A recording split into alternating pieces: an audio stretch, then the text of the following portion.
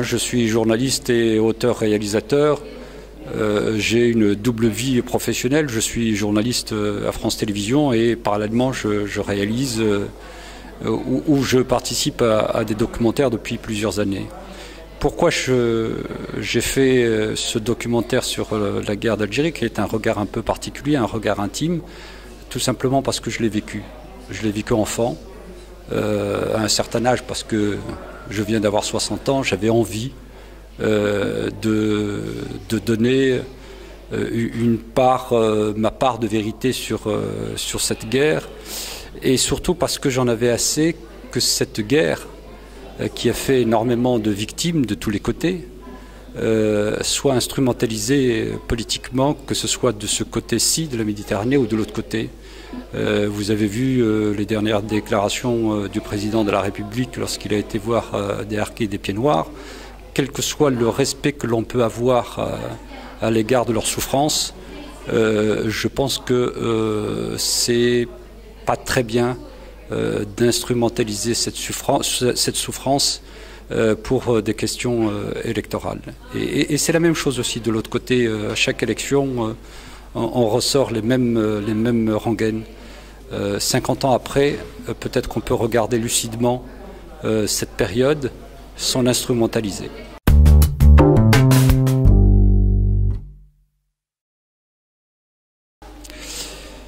C'est un message de conciliation des mémoires. C'est important de regarder et d'écouter les souffrances et les blessures de toutes les populations d'Algérie. C'est de se dire que si on respecte la souffrance de l'autre, on peut peut-être regarder d'une manière un peu plus positive l'avenir. Je suis français d'origine algérienne, je vis en France et je fais partie de la communauté française. Et je souhaite que l'on puisse respecter toutes ces souffrances pour vivre paisiblement au sein de cette communauté, parce que on a l'impression dans certains esprits que cette guerre n'est pas finie. La guerre d'Algérie est finie il y a 50 ans. Il est temps, non pas d'oublier, non pas de tourner la page, mais il est temps de regarder vers l'avenir et non pas ressasser sans arrêt les souffrances et les blessures du passé, même si on a le droit d'en parler. Je prends l'exemple de la Deuxième Guerre mondiale. On en parle, mais on s'est réconcilié tout de même avec le peuple allemand. On peut parler d'un certain nombre de choses et les deux peuples, français et algériens, peuvent se réconcilier. Il faut qu'il y ait des hommes et des femmes courageux pour dire le passé est le passé, quelles que soient les souffrances que nous avons tous vécues, le passé reste le passé et construisons ensemble l'avenir.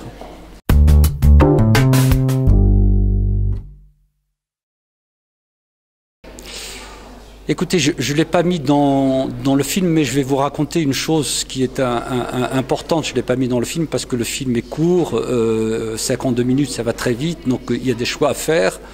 J'ai été surpris que certaines personnes en France s'adressent à moi comme Algérien et certaines personnes en Algérie s'adressaient à moi comme Français. J'avais l'impression d'être comme un passeur de paroles entre les deux rives, alors que je suis, comme je le dis dans le film, et je l'assume, je suis français et algérien. J'ai choisi de vivre en France depuis maintenant plusieurs décennies. C'est un choix que j'ai fait consciemment à l'âge adulte, mais j'ai aussi des racines en Algérie que je porte en moi et que je ne renierai jamais.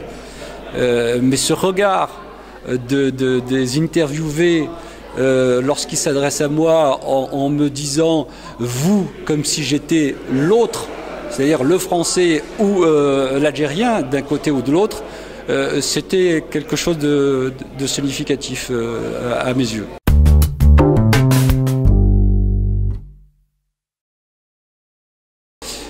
Je disais tout à l'heure qu'il faut des hommes et des femmes suffisamment forts pour faire des gestes forts. Il y a des gestes à faire du côté de la France et des gestes à faire du côté de l'Algérie pour pouvoir regarder l'avenir et que le ressentiment et la haine soient derrière nous. Du côté de la France, moi personnellement, je ne suis pas pour la repentance parce que c'est un côté un peu moral de dire le colonialisme c'est mal. Oui, bien sûr que c'est mal, le colonialisme ça a été horrible, mais l'État français peut reconnaître sa responsabilité dans un certain nombre d'actes de massacres qui ont été commis en 1945 et plus tard lors de la guerre d'Algérie. Mais du côté algérien aussi, il y a des gestes à faire vis-à-vis des populations qui ont quitté l'Algérie, qui ont été contraintes. Il y a une chose que je trouve insupportable, c'est que des dépouilles de harkis morts ne puissent pas être enterrés en Algérie, que des cercueils soient renvoyés. C'est inacceptable aujourd'hui, 50 ans après, parce que on peut tourner la page. C'est un mort, respectons-le. Il souhaite être enterré chez lui, au fin fond des Aurès, ou au fin fond de la Kabylie, ou au fin fond de je ne sais quelle région d'Algérie. Je pense que ça, on peut le faire et ça ne coûte pas très cher comme geste. Voilà, des gestes comme ça, qui sont des gestes forts, symboliques, peuvent réconcilier les deux rives de la Méditerranée et peuvent réconcilier aussi les mémoires.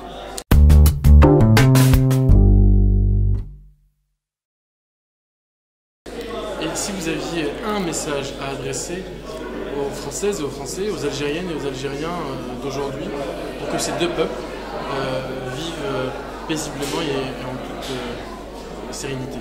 Vous savez, j'ai un dada, si je peux m'exprimer ainsi. C'est le partage des mémoires. Il est important que toutes les mémoires de toutes les populations qui vivent dans un pays soient partagées pour créer un imaginaire commun. Kattab Yassine disait que le paysan au fin fond des Aurès connaissait mieux l'histoire de France grâce au cinéma, grâce à la télévision, que la plupart des intellectuels français ne connaissent l'histoire de l'Algérie.